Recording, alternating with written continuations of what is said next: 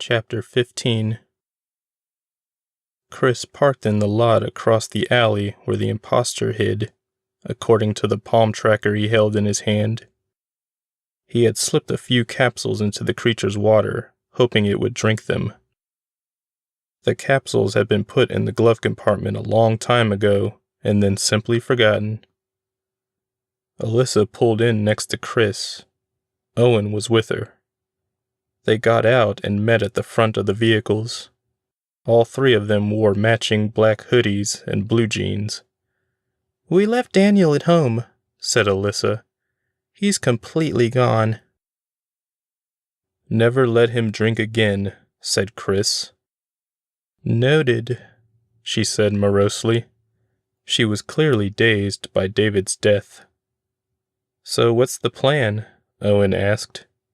"According to the tracker, it's just standing in the alley somewhere, probably sleeping, or feeding on that girl, if she's in there. Are we loaded?" Owen and Alyssa lifted their hoodies to reveal a few pistols and busters clipped to their belts. Owen also had his crossbow, which he pulled out of the SUV and draped over his shoulder. "So I can take out its other eye, if I get the chance," he said with a smirk. Alyssa handed Chris a pistol of his own. "Let's go in," Chris said. "And be careful. The shapeshifter told me about someone he's working with. It might have been a lie, but keep your eyes open anyway." The three of them crossed the street, Chris in the lead with the tracker in front of him. The narrow alley was between two buildings, a bank and a boutique.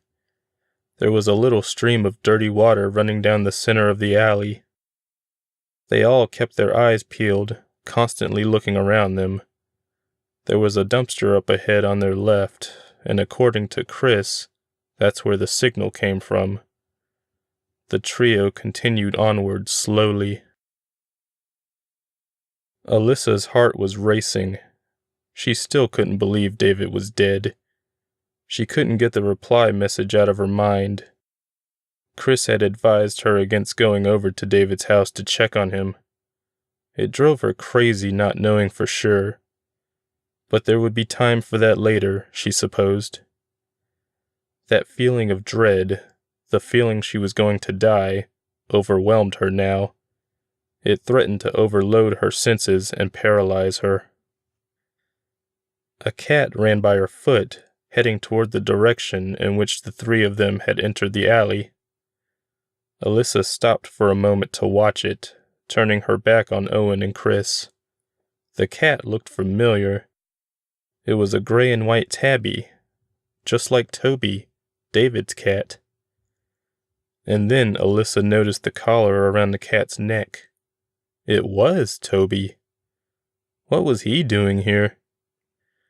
She started to follow the cat without even realizing it. Suddenly it hit Alyssa. They were walking into a trap. David's murderer was here. She turned to warn the others when something from above grabbed her throat. It was a hand. She tried to scream, but couldn't. She tried to point her pistol at it, but another hand grabbed it out of hers. Alyssa tried to see who or what it was that had grabbed her, but all she could see was the top of its head. Whatever it was, it had red shoulder-length hair and was gripping a fire escape with its feet, the better to free up its hands, which were gripping Alyssa very tightly by the throat, stifling her cry for help. Owen and Chris studied the tracker closely now. The dot on the display screen was flashing, the distance from the dot reading 5 feet. Chris put the tracker in his jacket pocket and aimed his gun. He nodded to Owen, then tipped his hand to Alyssa, not bothering to look back to see if she got the gesture to move forward. When they got to the green dumpster, they saw the lid was closed. Chris opened it quickly. He and Owen ganged up on it, pointing their weapons inside. There was a body inside, but it wasn't the girl Chris had talked to at the diner. It was Eric. The thing had reverted back to that form. It appeared to be dead. Its remaining eye was wide open. Chris gave Owen a quizzical look, then glanced back at Alyssa, only to find she wasn't there. "Oh, crap!" Owen noticed also. The two of them started to backtrack, looking high and low. There were a few trash cans and boxes in the alley, but Alyssa was nowhere to be found. "Oh God," Chris repeated over and over. Owen turned around again, back toward the dumpster, and saw someone standing just beyond it. No, not just one person. There were two people. Chris turned and saw them too. One of the figures was tall and skinny. The other had long brown hair and was being held at arm's length by the throat. It was Alyssa. "Hey guys," said the stranger. Chris and Owen started walking toward them. "Who are you?" Chris asked. "That's not important," said the stranger. "I'm going to keep this short. I want you," he pointed at Owen, "to come with me now. If you don't, I'm going to kill this chick." Chris shook with fear. There was no way he could go through with his stand on hostage negotiation now, not when it was Alyssa who was the hostage. Apparently, Owen agreed. He looked at Chris, gave him a nod, then said, "I can handle myself." Owen slung his crossbow over his shoulder and then walked toward the stranger, hands up to show he posed no threat. As he drew closer to them, the stranger slowly let Alyssa go. She stood there for a moment, looking back and forth between him and Owen, then started to run back to Chris. Owen gave her his crossbow. She took it without a word. That's what he loved about her. She was brave. "I feel like we've met before," Owen said to the redhead. "We did," said the stranger. "I've been looking for you, my friend." "What for?" The stranger looked confused.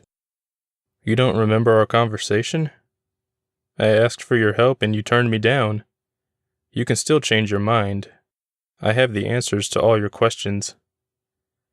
Now Owen looked confused. "What questions?" "I can tell you where your mother is. I felt how much you wanted to know that." Slowly but surely, Owen started to remember a conversation about his mother, and about the orb. Suddenly, the stranger reached out and grabbed him. Owen grabbed the guy's arm, thinking he could easily break away from his grip, but he found the stranger was surprisingly strong. All Owen could do now was punch him square in the chest, sending him flying a few feet in the air. The stranger bounced off the wall and came running back at Owen, ramming him. Owen grabbed the redhead and spun him around while pinning his arm behind him. "What do you want?" Owen asked, pulling the stranger's arm farther behind him. "I just need your help with something," the redhead said with a laugh. "No big deal. You tried to kill my friend. Don't tell me it's no big deal." Owen was angrier than he thought possible. He twisted the kid's arm, hoping to get a grunt of pain from him. The redhead didn't oblige. Owen couldn't see his face, which was facing away, but he figured the boy was wearing a smug smile, which reminded Owen of his encounter with Eric. That made him even angrier, so he grabbed the back of the redhead's shirt and threw him into a wall as hard as he could. The brick wall cracked. Alyssa almost reached Chris, but something jumped out of the dumpster and landed right behind him. He heard it land on the ground, making a loud splash in the garbage water that soaked the alley. Alyssa came to a dead stop, which confirmed to Chris that he was in trouble. He spun around when Alyssa screamed, and saw Eric as he'd never seen him before. He was significantly taller now. His torso stretched before Chris's eyes.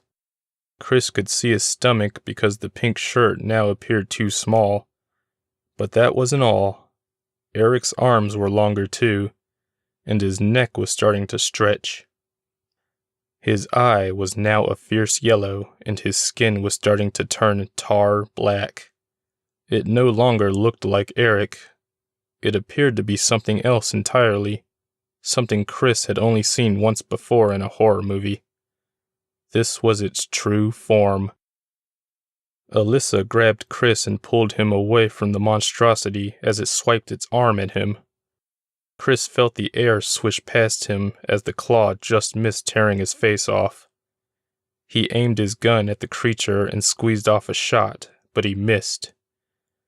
The monster grabbed the dumpster, lifted it off the ground with little effort, and then swung it at Chris, knocking the gun out of his hand. The creature towered over him now, and was just about to swing the dumpster again when something shot into its right eye. It was a silver arrow. Chris spun around and saw Alyssa standing there with Owen's crossbow in her hands. Owen was running toward them now. "Sorry I'm late," he yelled as he approached. At the sound of his voice, the creature blindly tossed the dumpster in Owen's direction. It toppled, end over end, down the alley. Owen dove out of its path as it came to rest in the middle of the alley. "No problem," said Chris. "Shoot another one into its heart so we can get the hell out of here." Owen took the crossbow from Alyssa and aimed it at the creature, but before he could shoot, something yanked Alyssa violently off the ground. Chris was screaming now. It was a long, horrible scream. Owen stood frozen, eyes wide, as blood splashed across his face and clothes. Chris was still screaming, though he too was covered in blood. The stranger had thrown Alyssa against the wall in one quick, effortless motion, and she lay on the ground, her eyes open and unseeing. Chris was still screaming as Owen pulled him away from the scene. They were running back to the end of the alley where they had entered. Owen couldn't think right now. All he wanted to do was get away from here, out of the alley, away from the stranger. He was only faintly aware of Chris's continued wailing. Suddenly, he was aware of something else. A loud thud sounded from behind them. Owen didn't look back, but up, where he saw the dumpster flying over their heads. It landed hard in front of them, blocking their path. Chris finally stopped screaming and looked back to see the stranger charging them. He was going to crush them against the dumpster. Just before impact, though, Owen grabbed Chris by the collar of his hoodie, and they leaped high into the air. The stranger slammed into the dumpster, causing it to slide along the ground. Owen and Chris were still in the air, but Owen had jumped at an angle, over and away from the dumpster. The dumpster finally came to rest right under them, and they fell into it. Owen nearly felt like giving up. Alyssa was dead, and he felt completely out of energy now. It was like he had died with her. Just then, a hand grabbed his shoulder. He thought it was the stranger and reached for the hand to push it away, but it turned out to be Chris, who had already climbed out. He was trying to pull Owen out of the dumpster as well. Owen followed just as the stranger began running down the alley toward them. Owen and Chris tore down the alley, away from the thing that killed Alyssa. All of their courage was gone. Owen couldn't believe he was running away, couldn't stop his feet from moving. He just wanted to get away. Away from the thing that killed his friend. "Watch out!" Chris screamed. He was looking over his shoulder. Owen looked too, and saw the dumpster flying toward them again. Instead of saying anything, Owen stopped running, lunged into the air, grabbed the dumpster, and launched it back toward the stranger. Owen landed on the ground just as the dumpster fell on the guy who had thrown it at them. Mesmerized for a moment about what he'd just done, Owen didn't realize Chris was staring, wide-eyed, at him. The dumpster sat silently in the middle of the alley where the stranger had been standing a moment before. And then it started to move. "Come on," said Chris, and the two of them ran across the street to the parking lot. "My car." But Owen ran to Alyssa's SUV. "What are you doing?" Chris screamed. Owen wasn't paying attention. Instead, he punched out the driver's side window and the back window, grabbed the frames of the door, then lifted the vehicle into the air. To him, it only gave the slightest resistance. He spun around a few times with the SUV in his hands, and then launched it toward the alley. The red-haired monster approached the opening of the alley, just about to cross the street, when the vehicle struck him and exploded. The windows of the bank and boutique blew out at once. Car alarms went off. A few dogs started barking, and people were watching. "Owen, we have to go," Chris said, but Owen wasn't paying attention. He was staring at the explosion he just caused, at the vehicle he'd just thrown across the street. He wasn't aware until this very moment he was capable of such feats. He didn't know what came over him. He looked to Chris, who was staring back at him, jaw dropped. "Get in," he whispered to Owen. He jumped into Chris's Camaro, and the two of them sped away from the scene.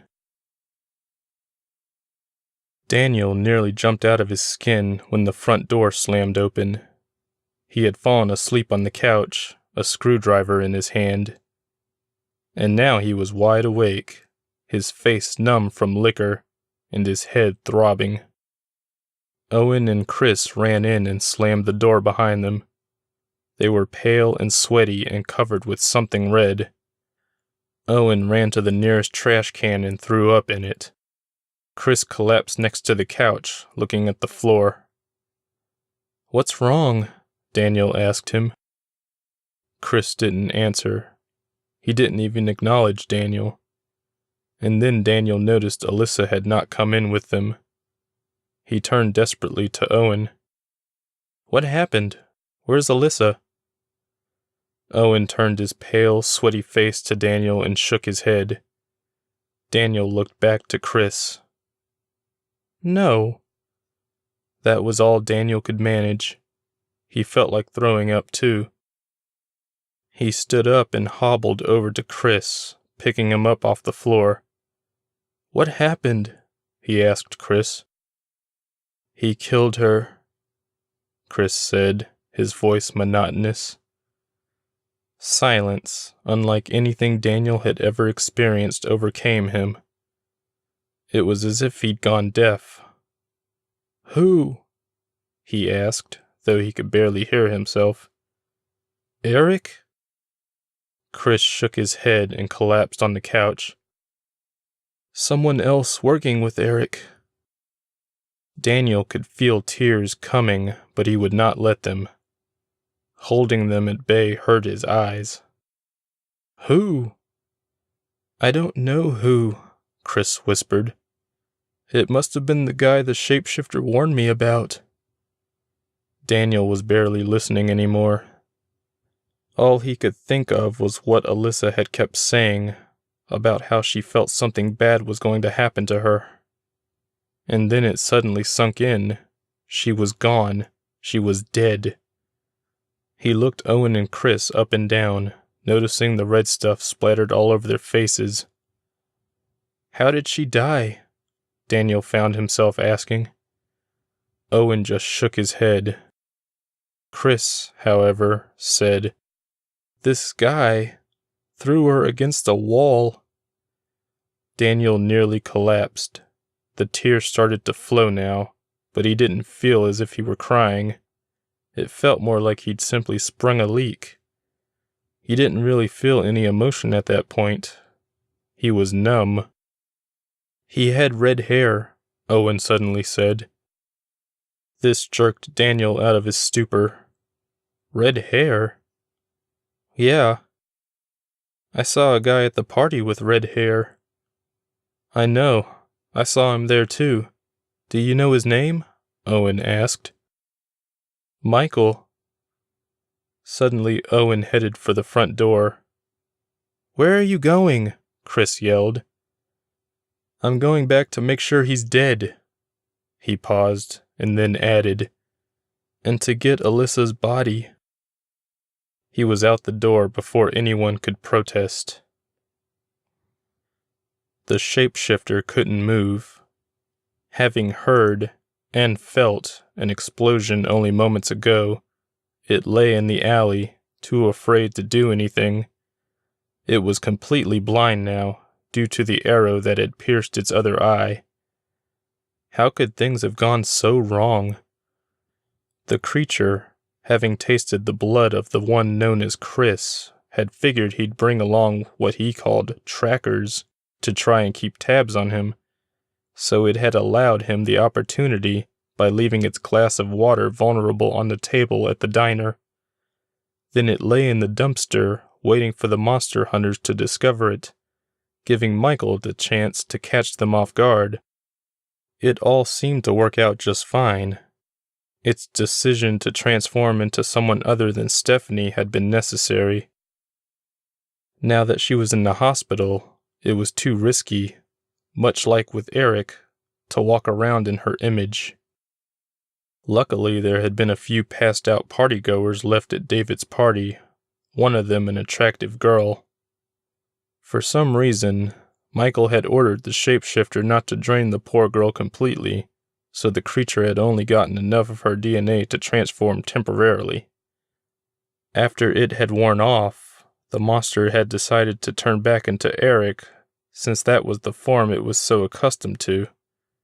Plus, it seemed like a dramatically appropriate form to take when it killed Owen. Then it waited. And now it heard footsteps approaching.